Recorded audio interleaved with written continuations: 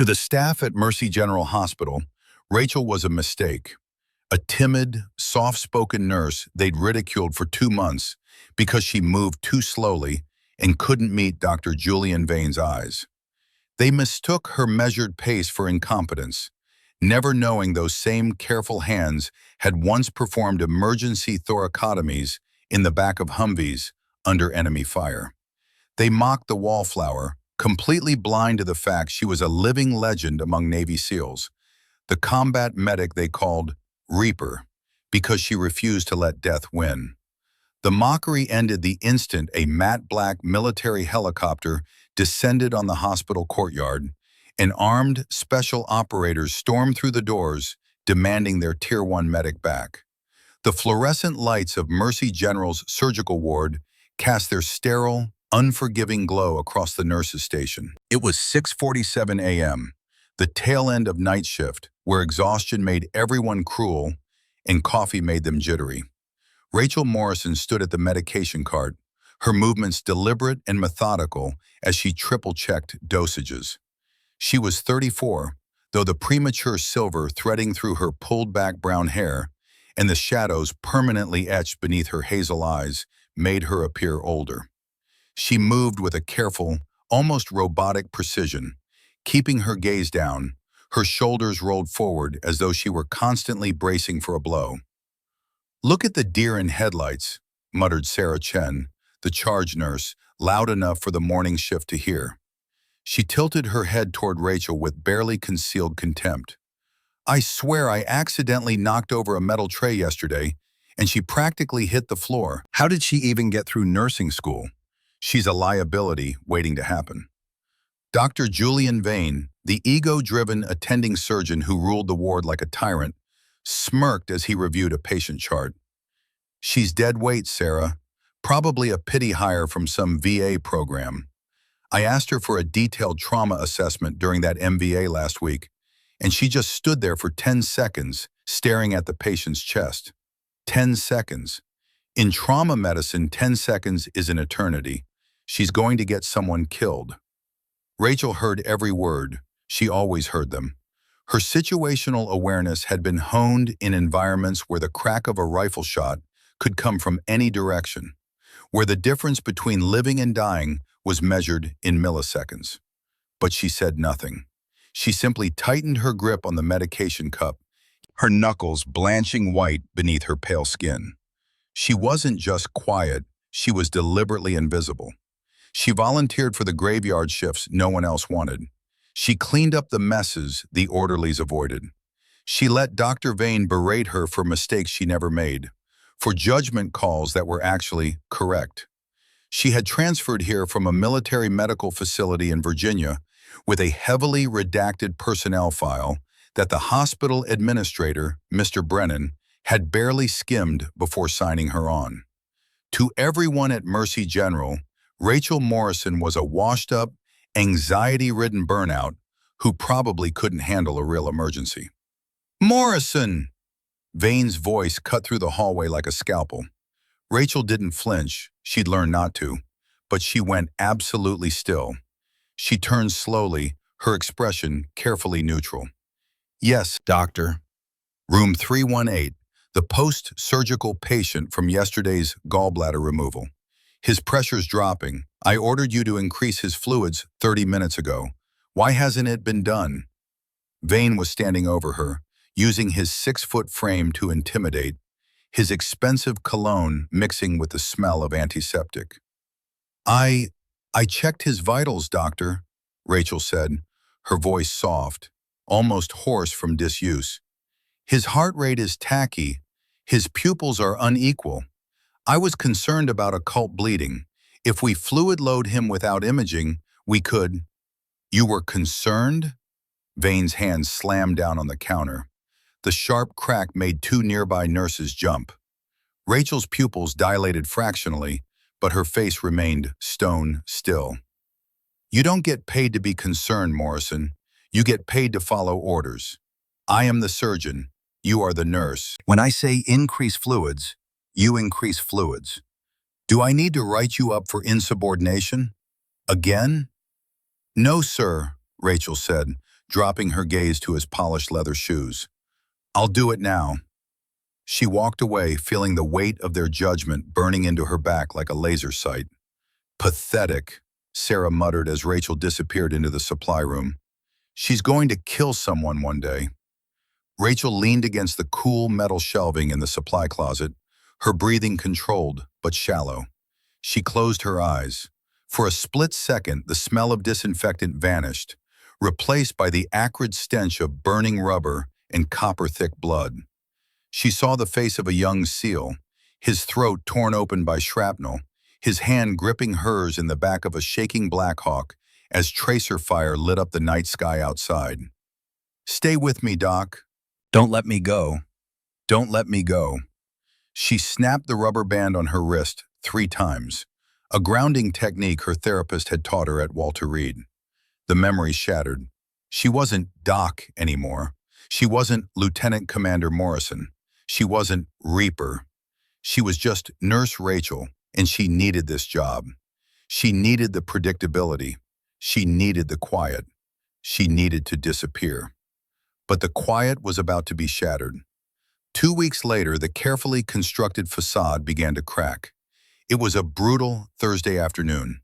A multi-vehicle collision on the interstate had flooded the ER. Mercy General was past capacity. Every trauma bay was full, the air thick with shouted orders and the metallic tang of blood. Monitors screamed. Families wept in the waiting room. The staff moved in controlled chaos, running on adrenaline and muscle memory. Rachel moved through the storm like a ghost, anticipating needs before they were spoken, her hands steady despite the mayhem around her. And that's when Dr. Vane made the mistake that would change everything. Rachel's alarm went off at 4:30 a.m., though she was already awake. She'd been staring at the ceiling of her studio apartment for the past hour, listening to the rhythmic drip of the leaky faucet she kept meaning to fix. Sleep was a luxury she'd learned to live without years ago. When you close your eyes and see faces, too many faces, you stop trying. She moved through her morning routine with military precision. Shower, exactly 6 minutes. Coffee, black, no sugar. Uniform, press scrubs, white sneakers that squeaked against linoleum. Each action was deliberate, measured, a ritual that kept the chaos at bay. But the hardest part came before she left. Rachel stood in front of her closet, her hand hovering over the small lockbox on the top shelf. She didn't need to open it. She knew exactly what was inside. 3 sets of dog tags. Only 1 set was hers. Her fingers trembled as she pulled the box down, entering the combination with muscle memory. The tags clinked softly as she lifted them out. The metal was worn smooth in places from years of wear, the engraved letters still sharp enough to read. Morrison, Rachel E., Opos, Lieutenant Commander, USN. Beneath hers were 2 others. Sergeant Marcus, Sarge, Chen. Petty Officer 2nd Class, David Reyes. Good men, men who'd bled out in her arms despite everything she'd done. Men whose families she'd written letters to, whose funerals she'd attended in dress whites while feeling like a fraud. She touched each tag with her thumb, a daily penance, a reminder of why she couldn't go back to that world. Then she placed them carefully back in the box, locked it, and returned it to the shelf. The 4th tag, the one she always wore, hung hidden beneath her scrub top on a chain tucked against her skin. She never took it off. It was blank except for a single word etched into the back. Reaper. Rachel looked at herself in the mirror. The woman staring back was a carefully constructed lie. Soft, passive, forgettable. Everything Lieutenant Commander Morrison had never been. She snapped the rubber band on her wrist twice, inhaled for 4 counts, held for 4, exhaled for 4. A breathing technique they taught her at Walter Reed, one of the dozens of coping mechanisms for PTSD that only barely kept the memories from drowning her. Her phone buzzed. A text from the hospital scheduler. "Can you cover an extra 4 hours today? We're short-staffed." Rachel typed back immediately. Yes. She always said yes. The work kept her busy, the exhaustion kept her numb, and the noise of the hospital, the beeping monitors, the overhead pages, the organized chaos, was just loud enough to drown out the screams that still echoed in her head. She grabbed her keys, locked the apartment, and headed to Mercy General for another shift where she would be invisible, expendable, and exactly what she needed to be: nobody. But today the weight of silence would become too heavy to bear. The trauma bay erupted at 2:17 p.m. Incoming, male, mid-30s, T-boned at an intersection, GCS 12, multiple rib fractures, possible internal bleeding, ETA 2 minutes. Rachel was restocking supplies in Bay 3 when the call came through. She moved immediately, her hands already reaching for gloves before her brain fully processed the words. Muscle memory from 1,000 emergencies, both here and in places she tried not to remember. Dr. Vane strode into the bay like he was walking onto a stage, his white coat billowing behind him. "Clear the room, I need space. Morrison, you're on vitals. Don't touch anything else." Rachel nodded, positioning herself near the monitor as the paramedics burst through the doors with the gurney. The patient was a construction worker, his yellow vest torn and blood-soaked, his face contorted in agony. A piece of rebar had been removed from the scene. Poorly, Rachel noted, seeing the makeshift compression bandage over his right chest. "Talk to me," Vane barked at the lead paramedic. Jake Sorensen, 34, steering wheel impact, 6 broken ribs on the right side. BP was 110/70 at the scene, dropping to 95/60 en route. Re-SPs are shallow, 28 per minute. We gave him— "I can read a chart," Vane interrupted. He turned to the patient, his hands already probing the injured area. "Mr. Sorensen, you're at Mercy General. We're going to take care of you." Rachel's eyes weren't on Vane. They were locked on the patient's chest. The right side wasn't moving properly. The rise and fall was asymmetric, subtle but unmistakable. His neck veins were distended. His skin had that grayish-blue tinge she'd seen too many times before. And his trachea, she could see it from where she stood, was deviating slightly to the left. Her pulse quickened. Tension, pneumothorax. His lung is collapsing. He's got minutes. "Doctor," Rachel said quietly, her voice barely audible over the chaos. Vane wasn't listening. He was ordering x-rays, calling for blood work, playing by the textbook. "Get me a chest CT. I want to see what we're dealing with before we—" "Dr. Vane." Rachel's voice was firmer now, though still controlled. "His trachea is deviated. Jugular veins are distended. I think he's developing a tension." "You think?" Vane spun on her, his face flushed with irritation. "You're a nurse, Morrison. I don't pay you to think. I pay you to follow orders. His BP is stable. His oxygen sat is 92%. This is simple trauma protocol. We image first, then we act." Rachel looked back at the monitor. Oxygen sat, 91%. Heart rate, climbing to 118. BP, 88/58. She'd seen this before. In Kandahar. In Ramadi. In the back of helicopters with rounds pinging off the hull. She knew exactly what came next. The patient's compensatory mechanisms were failing. In 60 seconds, maybe 90, his heart would stop. "Doctor, we don't have time for imaging. He needs a needle decompression now." Vane's jaw clenched. "You're overstepping, Morrison. Stand down or leave my trauma bay." Rachel's hands tightened into fists at her sides. Every instinct in her body screamed to act, to grab the 14-gauge needle from the crash cart, to count the ribs and plunge it into the second intercostal space before physics and pressure killed this man. But she was just Nurse Rachel, timid, obedient, invisible, and Jake Sorensen was dying. The monitor alarm began to wail. BP, 82/55. Oxygen sat, 88%. Rachel looked at Vane, then at Jake, then at the needle on the cart 3 feet away. and she made a choice. Rachel didn't think, she moved. Her hands shot to the crash cart, fingers closing around the 14-gauge needle with the precision of someone who'd performed this procedure in far worse conditions. She crossed the distance to Jake Sorensen in 2 strides, her quiet demeanor shattering like glass. "Morrison, what the hell do you think you're—" She didn't let Vane finish. Her left hand palpated Jake's second intercostal space, mid-clavicular line, finding the landmark with absolute certainty. Her right hand positioned the needle at a 90-degree angle. "Someone hold him," she said, her voice transformed, clear, commanding, stripped of all hesitation. And then she plunged the needle into Jake's chest.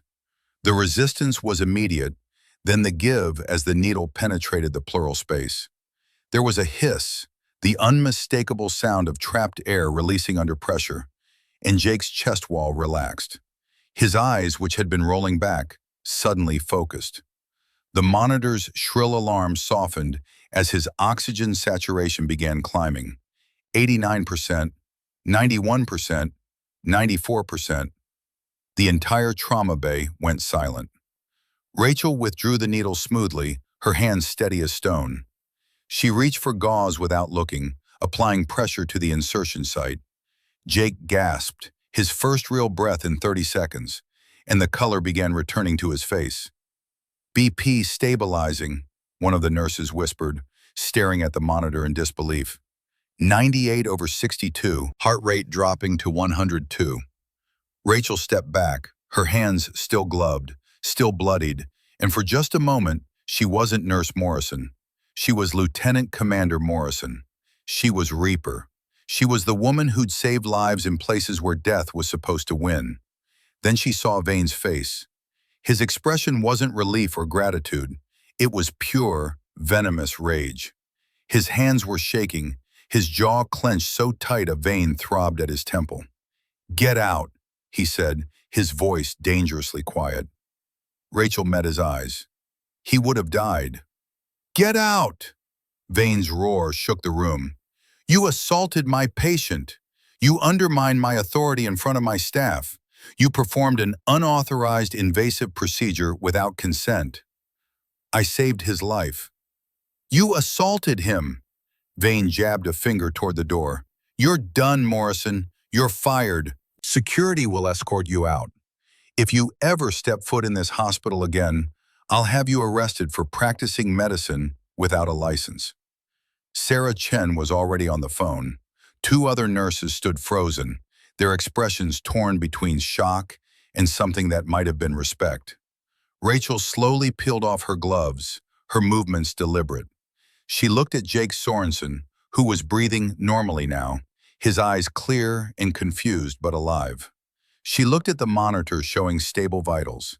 She looked at Vane, who was still trembling with indignation. "His trachea was deviated," she said calmly. "His jugular veins were distended. Classic signs of tension pneumothorax. I gave you the diagnosis. You ignored it. I'm not sorry I saved him." "Security!" Vane shouted toward the hallway. Rachel walked toward the door, her head high for the first time in 2 months. She'd crossed a line she couldn't uncross. She'd broken her cover. She'd made herself visible. And somewhere deep inside, beneath the dread and the resignation, she felt something she hadn't felt in years. Relief. The weight of silence was finally lifting. Rachel's locker slammed shut with a hollow metallic clang that echoed through the empty staff room. 20 minutes. That's how long it had taken security to escort her from the trauma bay to this windowless basement locker room while they processed her termination. She moved mechanically, stuffing her spare scrubs into her backpack. The photo taped inside her locker, a sunset over the ocean, generic and meaningless, she left behind. The protein bars she kept for double shifts went into the trash. She didn't need them anymore. Her fingers hesitated over the small emergency kit hidden in the back corner. Trauma shears, hemostatic gauze, a tourniquet. Tools she'd kept out of habit, out of the ingrained belief that you always carried the means to save a life. She almost left them, then shoved them into her bag at the last second. Old habits. Sarah Chen appeared in the doorway, her arms crossed, her expression unreadable. "You know you're insane, right?" Rachel didn't look up. "He would have died. That's not the point. You can't just—" Sarah stopped, shaking her head. "Vane's already called his lawyer. He's talking about having your license reviewed. You might never work as a nurse again." "I know. Then why did you do it?" Rachel zipped her backpack slowly, finally meeting Sarah's eyes. "Because I've watched people die when I could have saved them. I'm not doing that anymore." Sarah opened her mouth to respond, but whatever she was about to say was obliterated by a sound that made the walls tremble. The deep, rhythmic whump, whump, whump of rotor blades. It started as a distant thunder, then grew louder, closer, until the overhead fluorescent lights began to flicker. The floor vibrated. Loose ceiling tiles rattled in their frames. The sound wasn't just loud, it was physical, a pressure wave that pressed against the chest and made the air itself feel heavy. Rachel's head snapped up, her body going rigid. She knew that sound. She'd know it anywhere. UH-60 Blackhawk. Sarah clutched the door frame, her eyes wide. "What the hell is that?" Rachel was already moving toward the stairwell, her backpack forgotten. She took the stairs 2 at a time, her heart pounding, not from exertion, but from something else entirely. Recognition, dread, and a strange, fierce anticipation she hadn't felt in years. She burst through the side exit into the afternoon sunlight and stopped dead. The hospital courtyard had transformed into a landing zone. A matte black military helicopter was descending onto the concrete, its downwash turning the decorative fountain into a whirlwind of spray. Doctors and nurses poured out of the building, shielding their eyes, shouting questions that were swallowed by the roar of the engine. The Black Hawk touched down with practiced precision, directly on top of Dr. Vane's reserved parking space, the one with the pretentious Chief of Trauma sign. The skids crushed the sign into twisted metal. The rotors began to slow, but the engine kept running. The side door slid open with military efficiency, and Rachel's breath caught in her throat. 4 figures emerged. They moved like water, fluid and lethal, dressed in black tactical gear with weapons slung across their chests. Special operators. And leading them was a man Rachel recognized immediately, even after 3 years. Commander Jack Havoc Reeves, her former commanding officer. He scanned the crowd with cold efficiency, then his eyes locked onto hers. "There you are," he said, his voice cutting through the chaos. "Reaper, we need you." Commander Jack Reeves didn't wait for permission. He strode through the automatic doors of Mercy General's emergency entrance like he owned the building, his 3-man team flanking him in tight formation. Their boots struck the polished floor in synchronized rhythm, a sound that cut through the chaos of the ER like a blade. The reception desk fell silent. Nurses froze mid-step. Patients in the waiting room stared, some reaching for their phones before thinking better of it. Jack's eyes swept the room with tactical precision. Exits, threats, targets, before settling on the nurse behind the desk. "I need to speak with your chief of trauma. Now." The receptionist, a woman in her 50s who'd seen everything the ER could throw at her, suddenly looked like she'd aged a decade. I'll page Dr. Vane." "You do that." It took less than 90 seconds for Vane to appear, his face still flushed from the confrontation in the trauma bay. He stopped short when he saw the armed men in his ER, his expressions shifting from confusion to indignation. "What the hell is this? This is a hospital, not a—" "Who authorized?" Jack cut him off with a look that could freeze blood. "Are you the chief of trauma?" "Dr. Julian Vane, yes, but you can't just storm in here with weapons and—" "I'm Commander Jack Reeves, United States Navy. I'm looking for Lieutenant Commander Rachel Morrison. Where is she?" Vane's face went through several expressions in rapid succession. Surprise, recognition, then something that looked uncomfortably like vindication. Morrison? That's the nurse I just fired for gross incompetence and unauthorized medical procedures. If the military sent her here, you should know she's a liability. She assaulted a patient not 30 minutes ago. Jack's jaw tightened almost imperceptibly.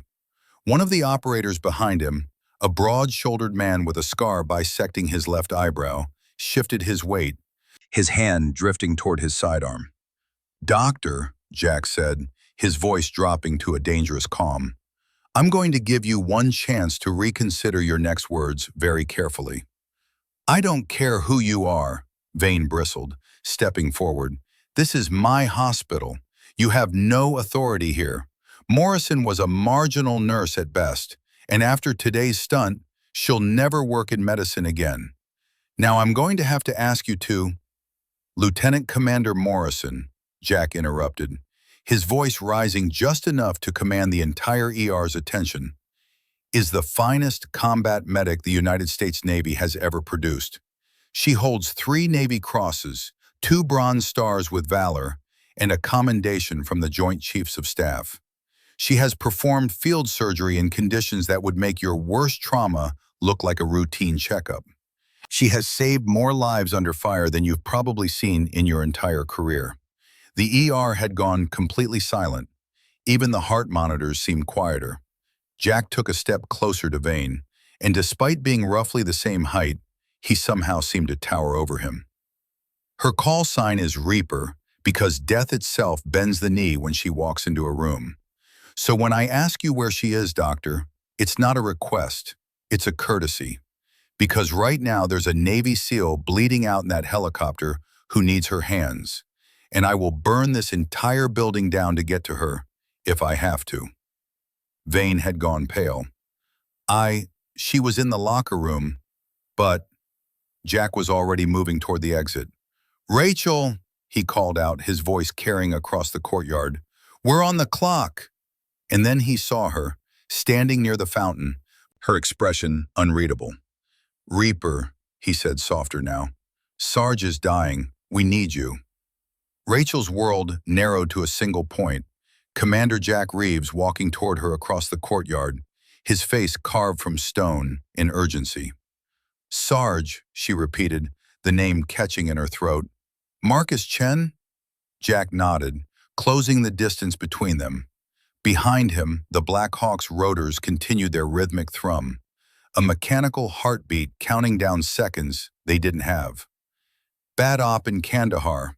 IED ambush. Then everything went sideways. He took shrapnel to the chest, but it's not regular shrapnel, Rachel." She was already moving toward the helicopter before her conscious mind caught up. Her legs remembered what her heart had tried to forget. What kind of shrapnel? Prototype ordnance. Chinese tech, maybe Russian. Intelligence is still working on it. Jack matched her pace, his voice dropping lower, more urgent. "It's some kind of smart fragmentation device, self-stabilizing, embedded with sensors. Our field medic tried to extract it, but the fragment started emitting a high-frequency pulse. It's pressure-sensitive, possibly motion-triggered." Rachel stopped 3 feet from the helicopter's open door. She could see movement inside, medics, equipment, and in the center, a figure on a stretcher. "You're telling me there's a live explosive device in his chest?" "We're telling you it's more complicated than that." Jack pulled a tablet from his tactical vest, swiping to a thermal imaging scan. "Look at this." The image showed a human torso in shades of red and orange, and near the heart, a small object glowing white-hot. But the pattern around it was wrong, radiating lines of energy, almost geometric, like a spider web of heat. "It's generating its own thermal signature," Rachel said, her clinical mind taking over. "It's active. Our tech guys think it's slowly heating up.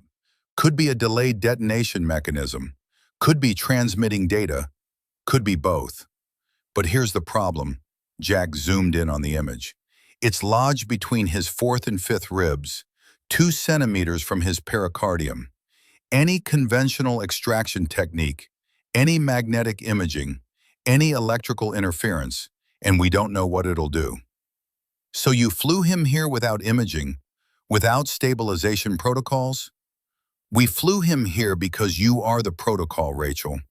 Jack's voice softened, and for the first time she saw the fear beneath his command mask. He's been asking for you. He knows you're stateside.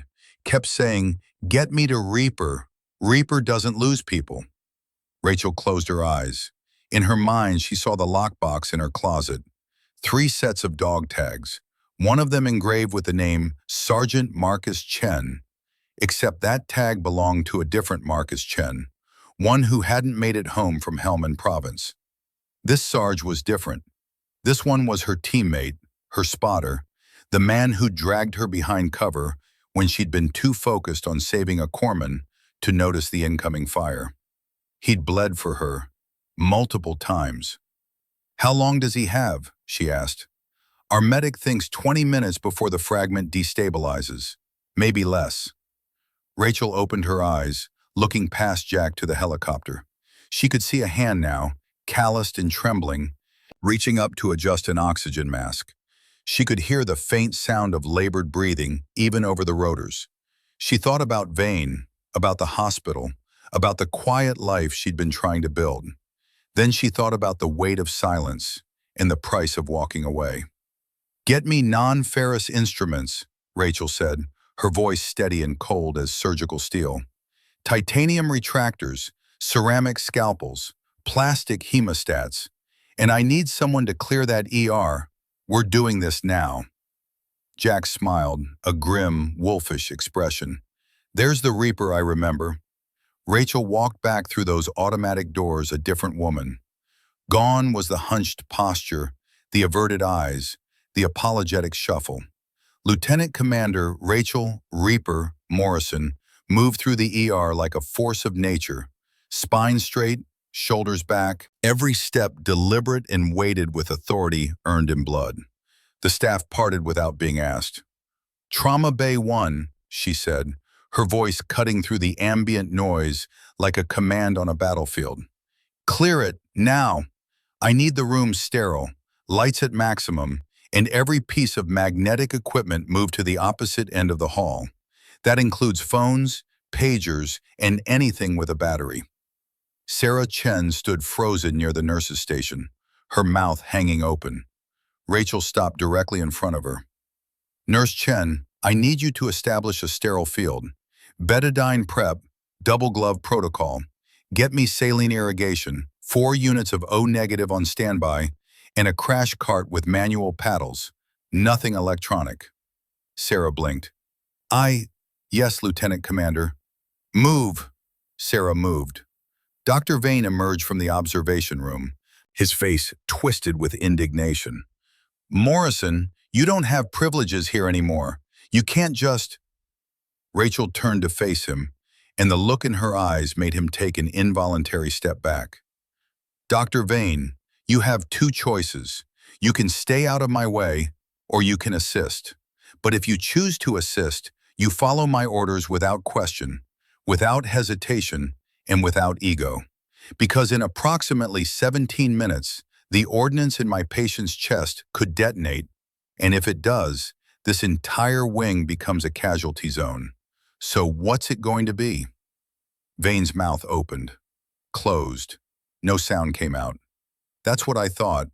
Rachel moved past him toward the trauma bay. Commander Reeves, get Sarge on the table. I want vitals monitored manually, stethoscope and manual BP cuff only. No electronic monitors until I say otherwise. Copy that. Jack's team moved with military efficiency, wheeling the stretcher through the hallway. Sarge was conscious, barely, his face gray with pain and blood loss. When he saw Rachel, something like relief flickered in his eyes. Hey, Doc, he rasped. Told them you'd come. Rachel took his hand, squeezed once. I'm here, Marcus. I've got you, just like always. The chief of medicine, Dr. Patricia Brennan, appeared in the doorway, a formidable woman in her 60s who'd run Mercy General for 20 years. She took in the scene with sharp, calculating eyes. The armed operators, the dying SEAL, and Rachel scrubbing in with the focused intensity of a surgeon preparing for war. Someone want to tell me what's happening in my hospital? Rachel didn't look up from her scrub. Dr. Brennan, my name is Lieutenant Commander Rachel Morrison, formerly Special Operations Command. The patient on that table has a live prototype explosive device embedded in his thoracic cavity. I'm going to extract it. You can observe, you can assist, or you can evacuate the wing. Your choice. Brennan studied her for a long moment, then turned to Vane. Julian, get out. Patricia, you can't seriously. I said get out. Brennan pulled on a surgical gown, her movements practiced and sure. I've been doing this for 30 years. I know a real surgeon when I see one. She looked at Rachel. What do you need, Commander? Rachel met her eyes, and for the first time since entering the hospital, she smiled, cold, focused, and absolutely certain. Hold retractors and don't ask questions. We're about to make history. Rachel's first incision was perfect, a clean line following Sarge's fourth intercostal space. Blood welled up immediately, but her hands didn't shake. They never shook when it mattered. Retract, she said calmly. Dr. Brennan pulled the titanium retractor without hesitation, exposing the cavity beneath. Rachel could see it now, a fragment of metal roughly the size of a quarter, pulsing with a faint blue luminescence that had no business existing inside human tissue. It's generating an electromagnetic field, Jack said from behind her, watching a handheld detector. Low frequency but building. If it hits resonance... I know, Rachel cut him off.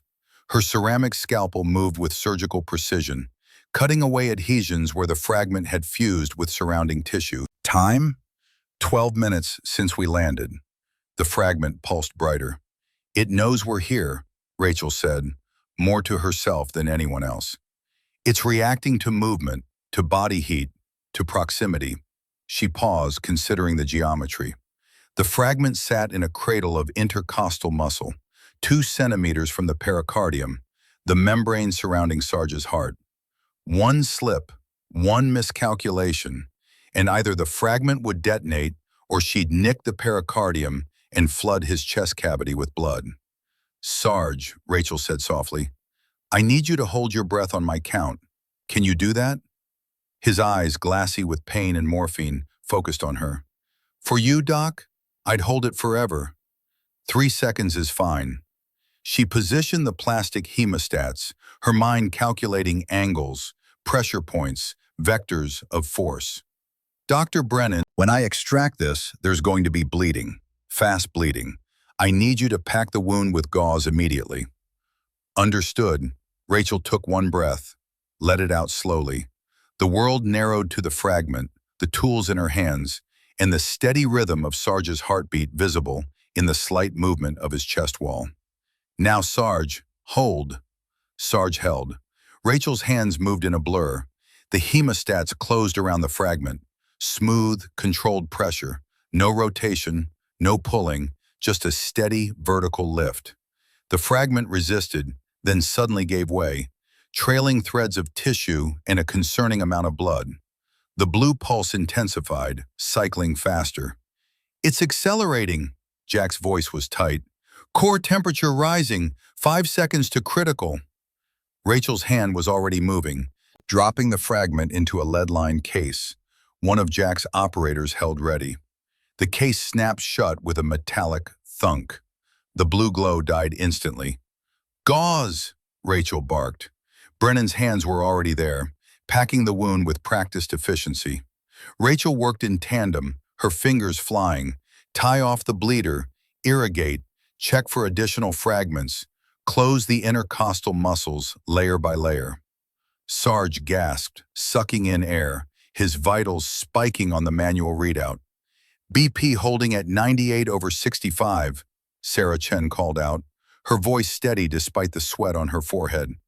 Heart rate 110, resps normalizing. Rachel tied off the final suture, her hands moving with the muscle memory of 1,000 procedures in 1,000 impossible situations. She stepped back, peeling off her blood-soaked gloves. He's stable, she said. The trauma bay erupted in relieved exhales. Jack set the detector down, running a hand through his hair. Dr. Brennan stared at Rachel like she was witnessing something mythical. That was, Brennan started, then stopped, searching for words. Tuesday, Rachel said quietly, looking down at Sarge's sleeping face. For me, that was just Tuesday. But her hands, now that the adrenaline was fading, trembled just slightly. She'd done it. She'd saved him. The ghost could wait one more day. Rachel found Dr. Wayne in his office, sitting behind his mahogany desk like a king whose kingdom had just been conquered. He looked up when she entered, his expression cycling through anger, humiliation, and something that might have been fear. "Come to gloat?" he said, his voice brittle. "No." Rachel remained standing, her arms crossed. Through the window behind him, she could see the Black Hawk on the courtyard, rotors spinning at idle. "I came to give you something." She pulled a folded paper from her pocket and placed it on his desk. It was her official resignation letter. Not that it mattered, given he'd already fired her. But the gesture was important. "You were right about one thing, Doctor. I don't belong here." Vane's eyebrow arched, finally admitting, "I don't belong here because you've built a culture where ego matters more than lives, where rank determines worth, where a good call gets punished because it threatens authority." Rachel leaned forward, her voice dropping to something cold and precise. "That patient you missed, Jake Sorensen, he would have died on your watch because you were too arrogant to listen to a nurse. And today, you would have let Marcus Chen die because you couldn't conceive that someone you deemed inferior might actually be better than you." Vane's jaw tightened. "I've saved hundreds of lives. You've overseen hundreds of saves. Your team saved those lives, Doctor. The nurses you belittle, the residents you terrorize, the support staff you ignore. They're the ones doing the real work while you take the credit." Rachel straightened. "I've operated in caves with headlamps and pocket knives. I've performed amputations in the back of moving vehicles under enemy fire. And you know what I learned? The best surgeons aren't the ones with the biggest egos. They're the ones who can check their pride at the door and trust their team." She turned toward the door, then paused. "Jake Sorensen is awake, by the way, asking to thank the nurse who saved him. You should probably visit him, apologize, learn something." Vane said nothing. He simply stared at his desk, a man watching his entire worldview crumble. Rachel walked out of his office and didn't look back. The courtyard had transformed into an impromptu gathering. Hospital staff lined the windows. Dr. Brennan stood near the fountain, arms crossed, a slight smile on her face. Sarah Chen was there too, her expression unreadable but respectful. Jack met Rachel halfway to the helicopter, a folder in his hands. "Command wants you back," he said, handing her the folder. "Special Operations Combat Medic Training Program in Coronado. You'd be lead instructor, full rank reinstatement, your own team." Rachel opened the folder, scanning the official letterhead. The seal of the Department of Defense. It was real. They wanted Reaper back. She looked at the hospital, at the place she'd tried to disappear into for 2 months. Then she looked at the Black Hawk, at Sarge visible through the open door, giving her a weak thumbs up despite the chest tube and bandages.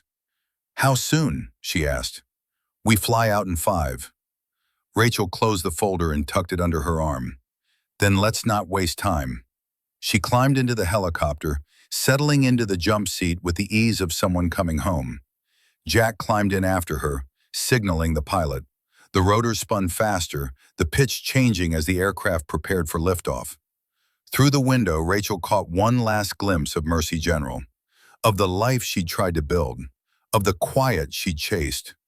Then the Black Hawk lifted off, banking hard over the city, and Lieutenant Commander Rachel Reaper Morrison flew toward the only mission that had ever really mattered, teaching the next generation to save lives when death itself was knocking at the door.